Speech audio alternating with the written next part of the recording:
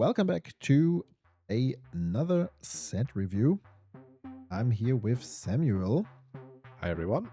and today we're having a look at Secrets of Strixhaven, another Magic the Gathering set, which I am excited about, and so are you, I think. Absolutely. It's been for the last, I don't know, year, two, somewhere around that. I've always been really excited for the in-universe sets and not very excited for the Universes Beyond sets. It seems like they have two different design teams working on those sets, and for not even just for the kind of um, for the obvious reasons, but also just because I feel like the cards are more creative that come out in the universes within sets. The mechanics that are coming are really cool and interesting, and I really like it when there's a world around the cards being printed, which makes it make sense, and you get new keywords and they make sense around in sort of the lore and the thoughts, and there's cool flavor texts and all these sorts of things. I really like that aspect of Magic. I think we've talked about it in previous reviews, and from the cards that have been spoiled so far, it's not quite everything, but it's I think it's going to be the majority. I think most of the cards that are coming from now on are commons and uncommons, Yeah, where there might exactly. be one or two relevant cards, but not much. Um, the cards that we've seen so far have been really cool, and yeah, we're excited to get into them. Yeah, we're going to talk about a couple of them today.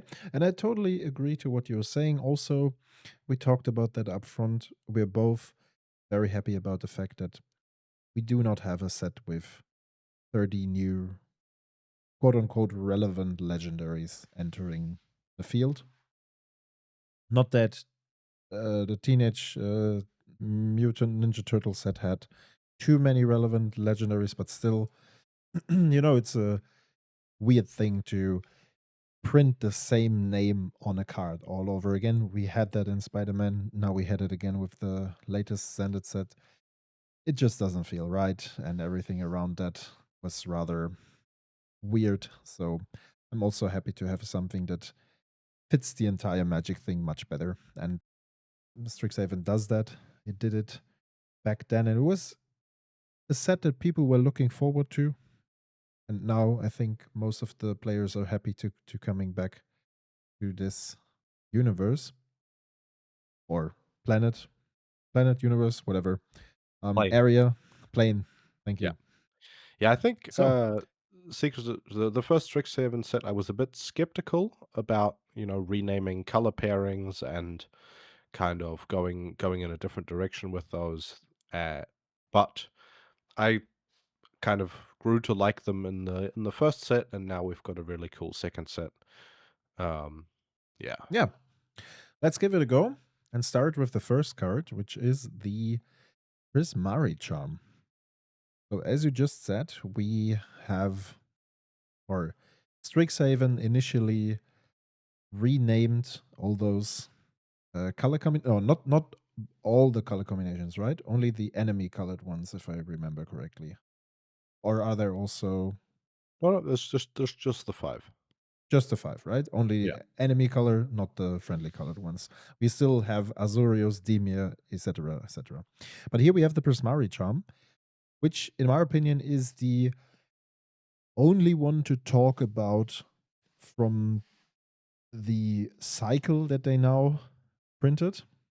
Samuel is a bit of a different opinion regarding the other two, but I think this is definitely the most interesting one for our format, especially because we currently have a very Izzet heavy or a Prismari heavy metagame with Spider-Man. And this is a card, I think, flexible enough to at least try out, give it a chance.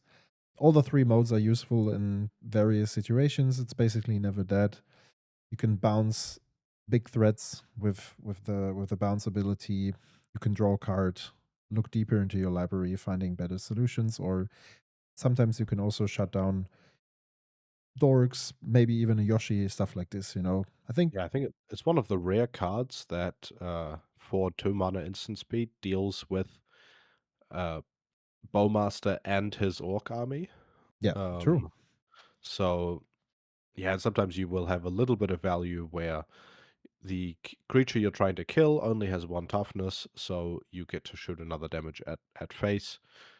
Not too relevant, but, yeah, I think the fact that this looks potentially 3 cards deep is better than Izzet Charm in that sense. Izzet Charm has the advantage of being able to discard something from your hand if that's relevant. The Prismari Charm lets you maybe surveil something into the graveyard. So yeah, interesting dynamic. I think the Witherbloom Charm is also one, and the Lawhold Charm. They're two charms that there could be decks for them, but I think Prismari Charm is definitely the one that is most relevant. Yeah, I think so too. And the cherry on top for all the people that still love to play Gerson in 2026, that's actually a fine card for Gerson too, because he would shoot 2 times 3 damage, which True. is not too bad for 2 mana. Okay, next up, we have a new Planeswalker. There are, I think, 2 or 3 Planeswalkers within this set. Razarek, a black Razarek, is one of them. A card not too crazy. You're actually not too excited about it. I think it could fit into a couple of decks. I recently played Super Shredder on Cam. I would probably give it a go there. Mm, there are some mid-rangey Golgari decks in the format, not like the high tier decks. By the way, if you've not seen our tier listing on the recent top 20 meta decks, go over and check that video out. Samuel and me spend some time talking about quite a few decks in Duel Commander. Definitely worth checking that out. But regarding Ralzarek, I think it could be at least tested in a couple of piles. The surveyability is definitely not too crazy. I like the fact that we have an unearth on stick. And also, if you think about the fact that most of the threats are getting better for less mana, makes the unearth even more attractive to me. Barrowgolf costs only 3 mana, for example, which is probably one of the best examples here, to be fair.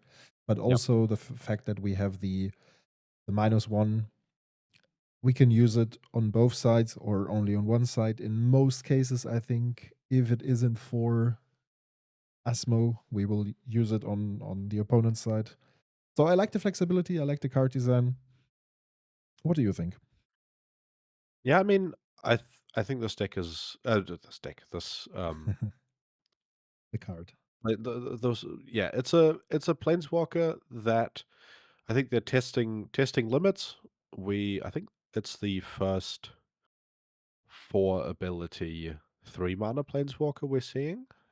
Yeah, that could be true. Um, with relevant abilities, like all of the abilities do something. I think it can definitely win games, and it can definitely, like, turn the tide sometimes. In my opinion, this is not a card that I wouldn't put it in Slimefoot or in Grist, and those are the kind of decks that I wanna be putting this commander into. This is like yeah, one of the more relevant decks to where I would think about playing this card, and I don't think it slots into those decks, which to me feels like that it's not good enough. Okay, Um, maybe it will find a home somewhere, but I feel like the abilities are not quite strong enough, especially when I'm thinking about like this card is pretty telegraphed in the reanimation that it wants to do. Either that is you true. Yeah, play it for 3, like, if you play for 3 and get to reanimate right away, that's okay, but sometimes, you have like you have the choice of either playing your 3-drop or playing this guy, and then you still have the 3-drop in hand, and you Yeah. don't have anywhere to unearth it from. So, yeah, there's gonna be some awkward sequences with it, I would say, and I think I'm always thinking about the amount of graveyard hate we have in the format, where I think, okay, maybe if you're playing an off-meta deck and you surprise the opponent with this card, they will let you keep your 3-drops in the graveyard. But if you're playing in an established deck, they will and they know you're playing this card, they will prioritize the graveyard hate, and a lot of the time the 3-drop won't be in your graveyard anymore when you attempt to unearth it.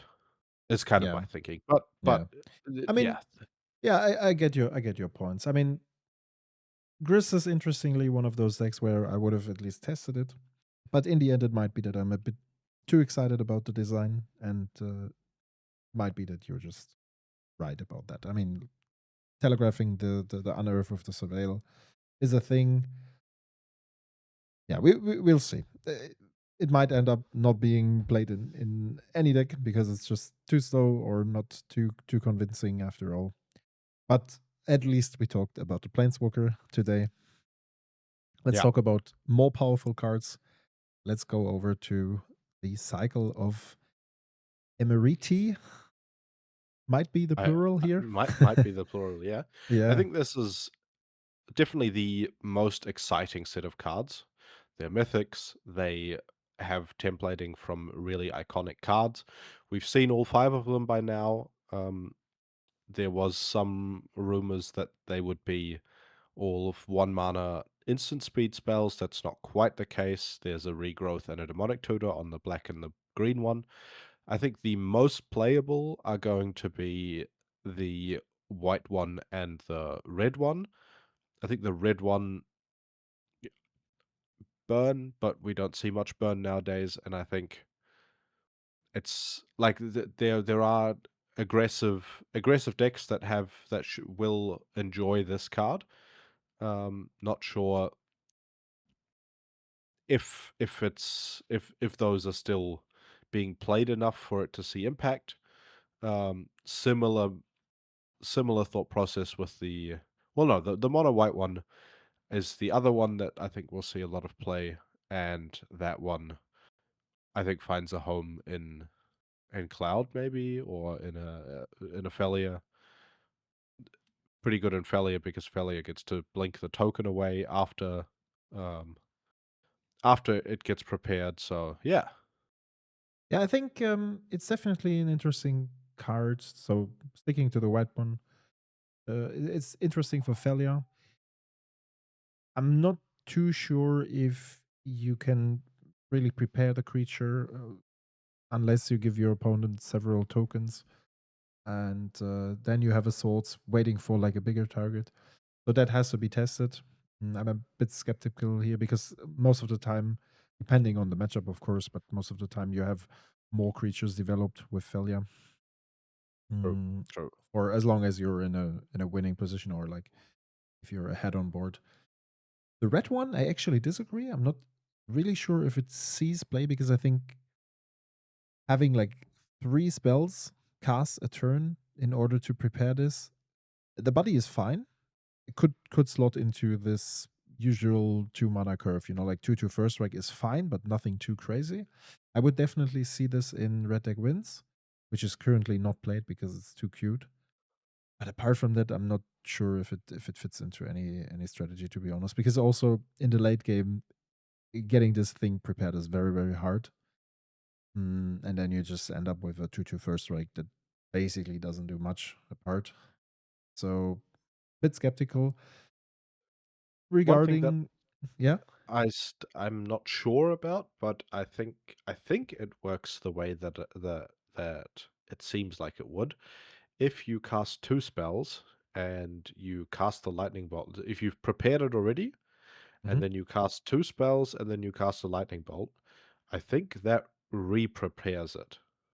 That could be a thing, yeah. But for Which that, you have to have it prepared already, right? So, yeah, and I think like I I can't imagine a deck right now that features red, which casts 3 spells a turn. That's quite a lot. And there might be some decks, maybe it slots into Magda, maybe some and both Magdas actually, maybe some mono red decks that I'm currently not having in mind, Urabrask, things like this might play it.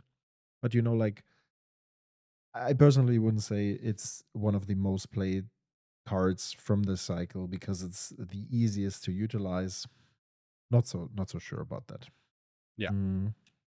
Talking about the green one, I was actually very disappointed because, as you said, there were some rumors about an instant 1 mana instant cycle. So the Tifa gang was kind of speculating on a Berserk on stick, which would have been cool.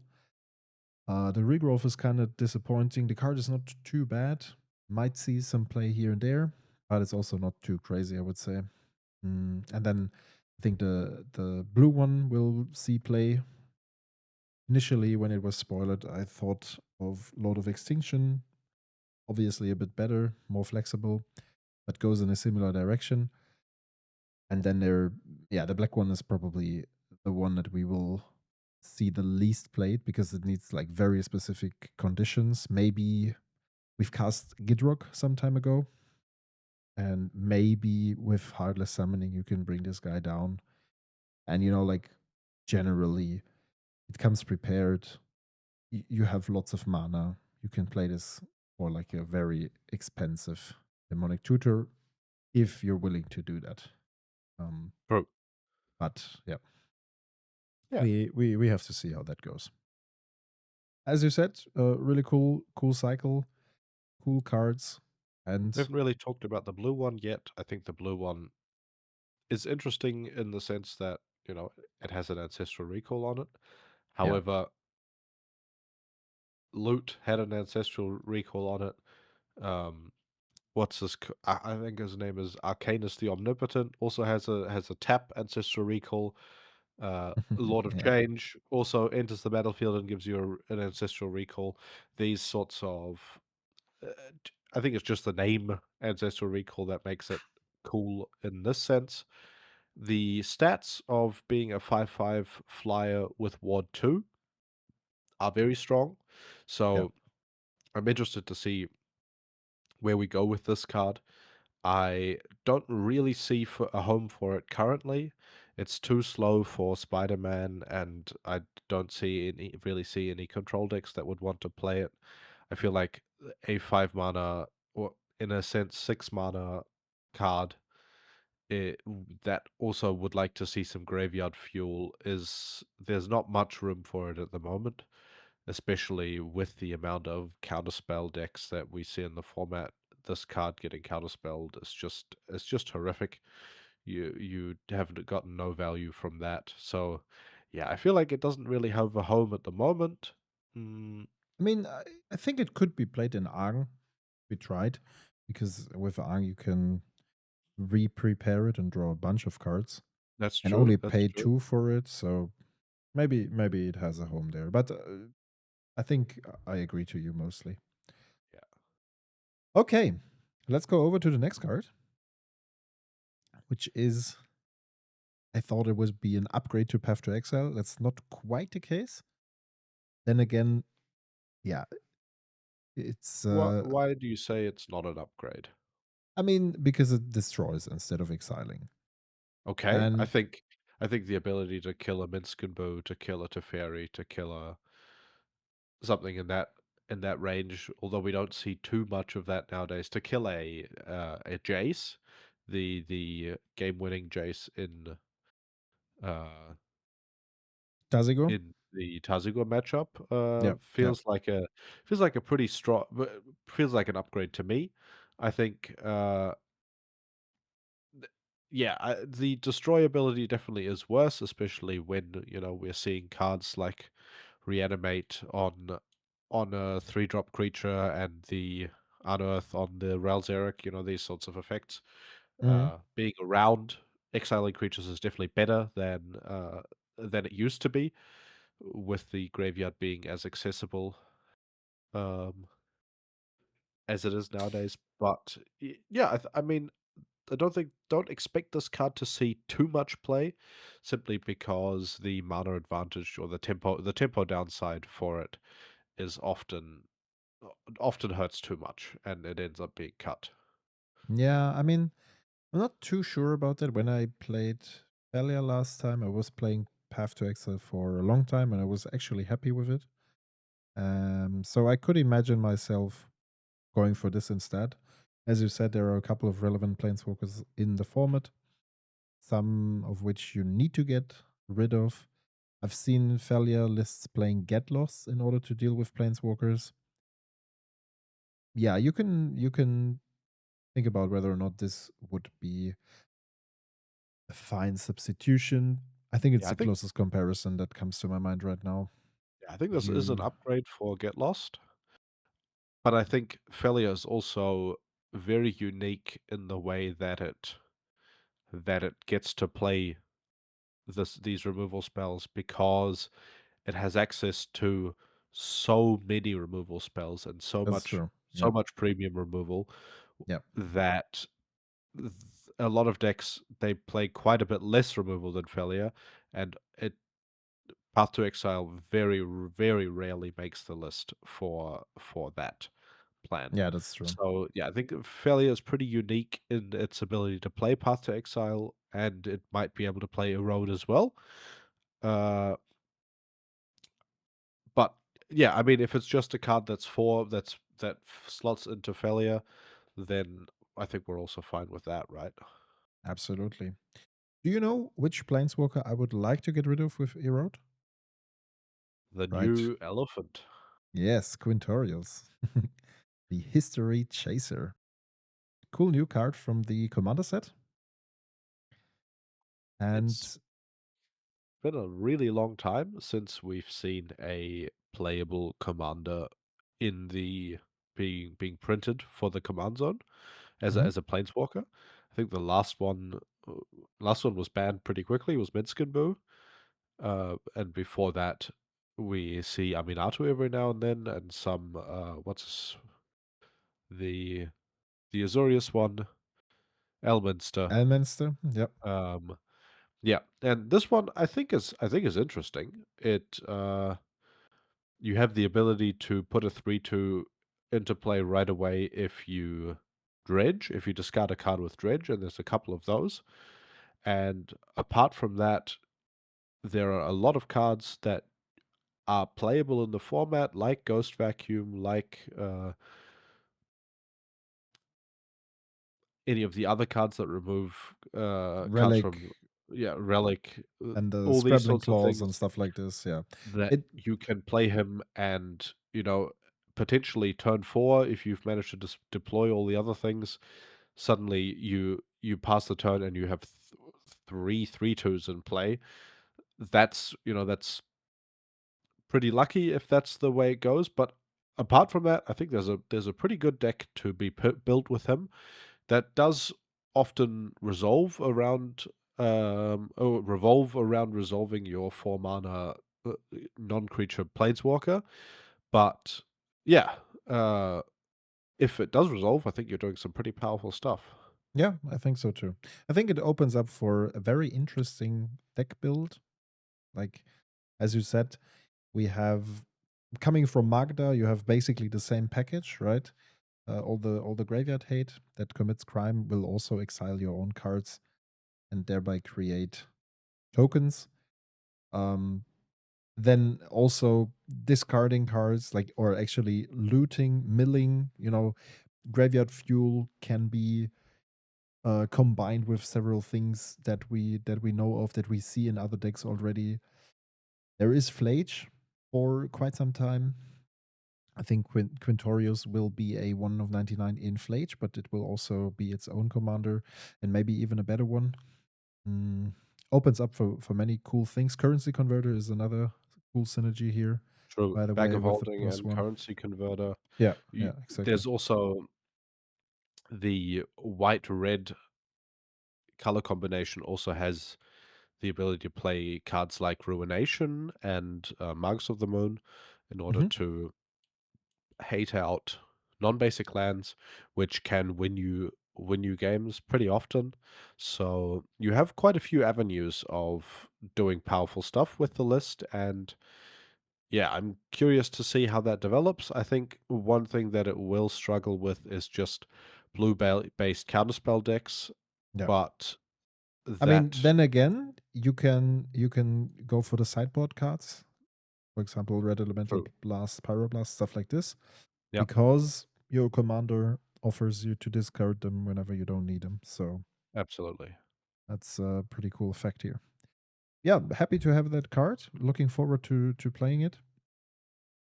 Let's go over to a card that you put on the list, but I also find it interesting. It's Traumatic Critique, a card that I would expect you to maybe test in Era even. Yeah, I think Yes, no? uh, it's it's an interesting thought of including the card. I think it's a cool card to exist. The base rate of drawing two cards and discarding one card, we see on a lot of red cards, Hmm. and the incidental upside of maybe getting to ping something or shock something along with that effect, at instant speed can be pretty good. That is what I would say is the baseline. Mm. I'm It directly reminded me of Tainted Indulgence, the Demir spell that would let you draw and discard two. This one in an Izzet fashion with damage on top. The other one is designed a bit differently, but still. Um, as you said, we have those draw discard effects in Izzet available, not designed in a way like this spell is. So I think that makes it interesting, especially because you can shoot a damage to any target. And also thinking of decks that have like a go wide plan, and at some point, for example, such as both Eolingas gives you range to win. You have like a fireball attached to this card, which is not too bad. Can sometimes even win you games, right? That's Not true. that not that currently dual commander games last for too long. That's more like that happened in the past. I feel like these days it's yeah, depending on the matchup, a game can last long, but can also go very fast. So you might not reach the point at which you want to shoot 5 or 6 damage with this spell. Then again, I think it will be played in a couple of decks. Yeah. Yeah, yeah, and cards that will be played in a couple of decks. I think I would say we can now transition to the most playable card that we see out of the set, in my opinion, Okay. the Maelstrom Artisan, Hmm. a for aggressive red decks and for aggressive decks overall, mid-range type decks as well. A 3 mana, 3/2 haste that comes prepared and has a destroy target non-basic land on a stick, I think is very strong. Um, Red decks will get to play this card and interact with the opponent to some extent with it. And the baseline of good red 3 drops being 3 power haste creatures is here, and now also that effect it kind of goes in the direction of a what's it called, the 3/3 that redirects damage, 3/3 uh that redirects damage. something nemesis, Oh, you mean Screaming Nemesis? screaming nemesis. Hmm. I would say this is a similar power level, and yeah, I'm excited for this card. Not quite sure what deck it would see play in. I think maybe the Toff, the Gruul Toff. Magda. Uh, Magda. Magda would also like to play this deck, Yeah, this definitely. card. Yeah. And yeah, this is a cool card to kind of exist, and it will definitely, getting to kill a Bayou with a wild growth on it, and these sorts of things, very Yeah. powerful. Yeah, I think I'm not too hyped about it. I think in the end, 3/2 body is not too scary, can be blocked easily by most things. Also, the land destruction is telegraphed, which is not necessarily a problem, but can be a problem. All these prepare spells can be wash awayed, which I find quite interesting. Mm, since they're not cast from hand. And yeah, I agree that the card is definitely interesting and will have its appearance. I would not say that it's on a similar power level as than Screaming Nemesis. I think Screaming Nemesis is a much better card, much more versatile. And it's also not the right card to compare. I mean, I know where you're coming Fair from. enough. The Fair enough. three mana, 3 power haste access, so to say. But this one is very different. But yeah, when I saw it, I was immediately thinking of Magda, and also I like the fact that Red is getting back some tools in this set, right? We had we just talked about the Red Emeritus. Now this card, I always like to see more tools against Pleasure Chasm and things like this. Things like this, and we also have the 1 mana Strangle that basically says that damage can't be prevented this turn, which I think is also an upside for red deck wins. So maybe we will see a comeback with Zergo. Not that 3 cards are pushing the deck too crazy, but I like to see that. We talked about that half a year ago, that red deck wins needs an upgrade, but not from the committee, but rather that Wizards needs to design new cards in order to make it powerful again. And that's happening right now, slowly but surely, and I like to see that. Yeah. Okay, next up, we have the Vicious Rivalry, a card that doesn't look too crazy. Then again, we know we have Tazigor in the metagame. It is available, and it does play Languish currently, a 4 mana soft wipe. Most of the times it kills all the creatures on board, but sometimes not. I think this card could actually substitute it. At first, I thought it would act similarly or work similarly as Toxic does, but actually it counts for mana value rather than power and toughness, which makes sense because it also deals with artifacts. I think we don't have that many artifacts in the game. Then again, there are some miscellaneous things every now and then coming from the white decks. Uh, you face some Brayas here and there. And if you think about it again, against Kate Ramos, or maybe now against the Quintorius, you can get rid of a Ghost Vacuum and things like this. So It's very good against Cloud. it is very good against Cloud. True, true, true. Mm. So I guess the card has its use cases and might be another reason to pitch green in Tazigur. What do you think? What do you think? Um, yeah, I think it's definitely interesting. You've played Toxic Deluge in decks, and you know how the timing on Toxic Deluge is often that, like, if I don't pay my 3 life now, I will take 6 to 9 damage in the next turn cycle, and then I have to pay the life later, and then I'm suddenly at 5 life. Yeah. And that's a decision that you often have to make with Toxic, and I think this card kind of forcing you to make that decision, the turn cycle later is not that good. Where, I think the card is gonna be difficult to play. I think the decks that it is interesting in is maybe something like the the Black Golos Control mid-range deck that I put together in the last FNM. Mm-hmm, This is a mm-hmm. card that could kind of slot into there. Yeah, I think there are decks that will play this card. I think it's difficult in some spots, like having to pay 6 life to get rid of a Tazigor instead of 5 life.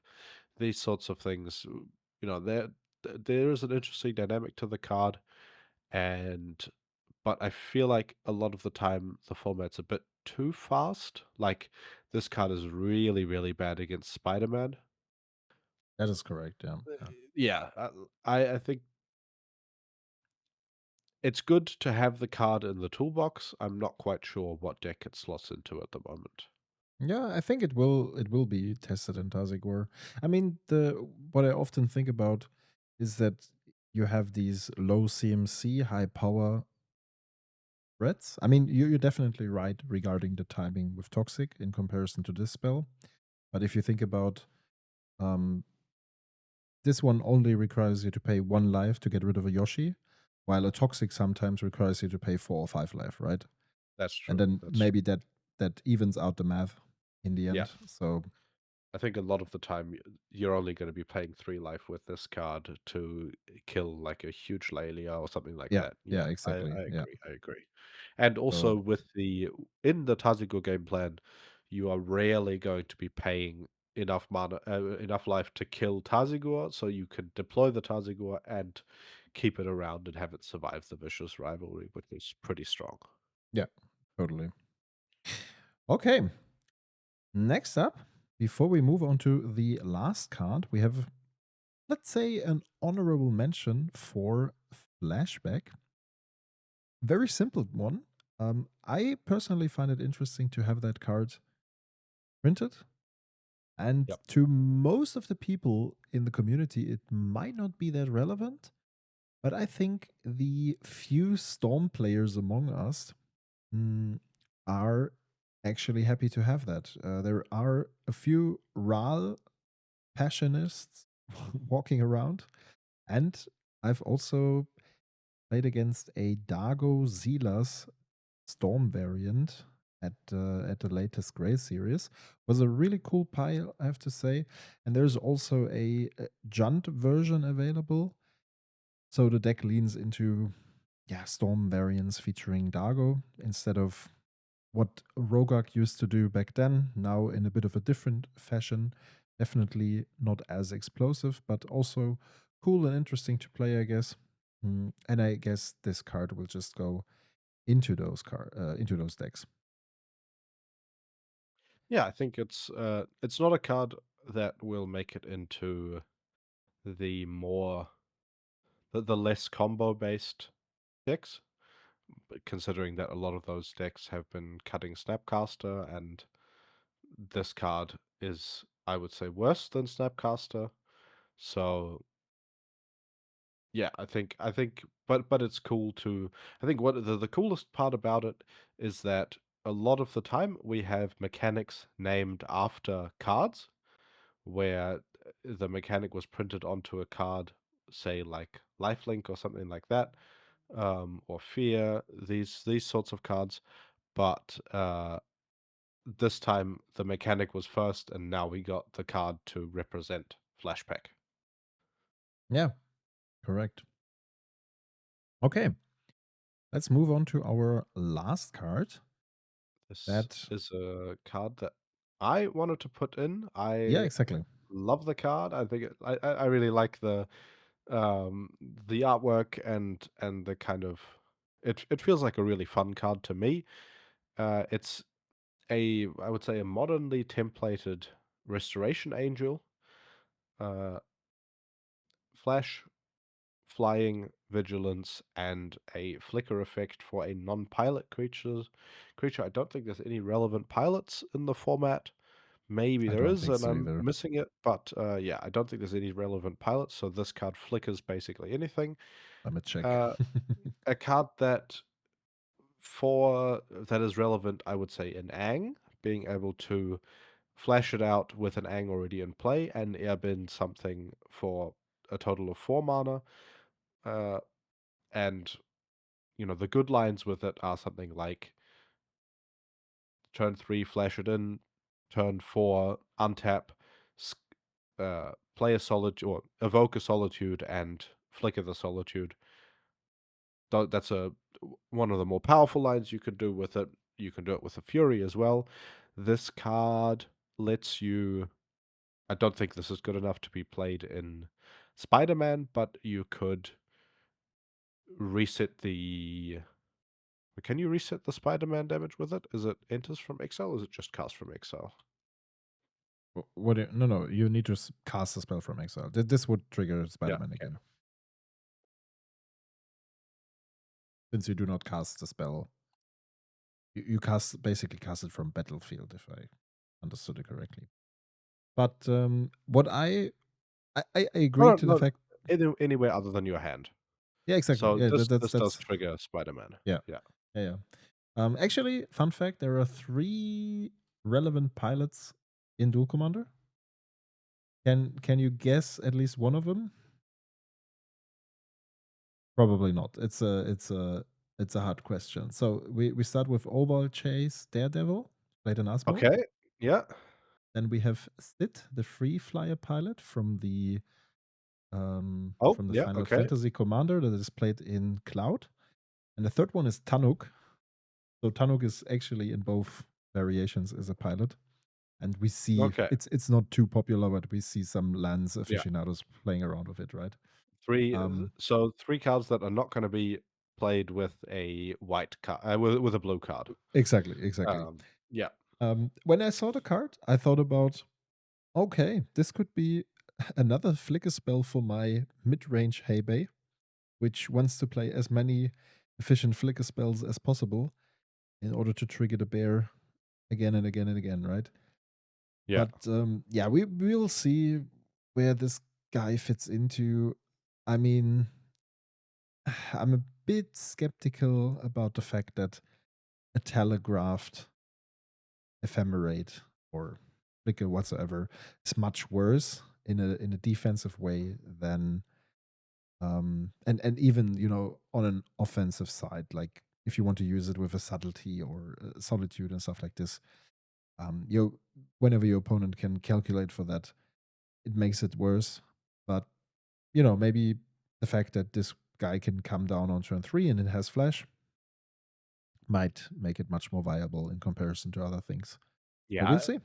Yeah, I think sure, it is telegraphed, but, the same way it is with Aang, you have to play something into those cards, and a lot of the time, the way you navigate it doesn't always you're not happy about it. You have to do it because at some point, the opponent's gonna cast Aang from his command zone, and, same way with this card, it gives you the option of playing something other than Aang if the card that does come with Aang is you don't like what it does, and gives you then the option to have the flicker spell open, which means that you can respond to removal. It's a very flexible card, and I like it. I like it for that. Sure, it's an onboard trick, but also it having flash itself also means that you still have the ability to surprise people with it. Yeah, that's true. Yeah, but cool design, and I'm happy to see a couple of new spells in the prepared zone. We've seen lots of spells that people know already. There was reanimate, sign and blood, uh, Replenish, replenish. exsanguinate, brain Exactly, geyser. exactly. Brainstorm, many things, and this one, in addition to the red card that we talked about previously, the rocket volley destroying target non-basic land. Those 2 spells are basically new. There is Yep. nothing comparable to that. So yeah. With that, we're at the end of our review. I Let hope us know if we that missed anything. we definitely missed anything. We always miss something. Absolutely. Um, since there are so many cards, and we have some people in the community that are very much into, let's say, blue black X decks, and then we haven't had a specific look into that card pool, and then we might have overseen something. But yeah, it's sometimes a bit tricky to talk about the most relevant 10 cards, but I think those were definitely 10 interesting cards to talk about. Absolutely. I would be surprised to not see either of them in the next 3, 4, 5, 6 months whatsoever. Definitely a few of them will be seen on the battlefield, let's say it like that. Yeah. Okay. That being said, thanks a lot for tuning in, guys. And we will see each other in the next episode. See you next time. Bye-bye.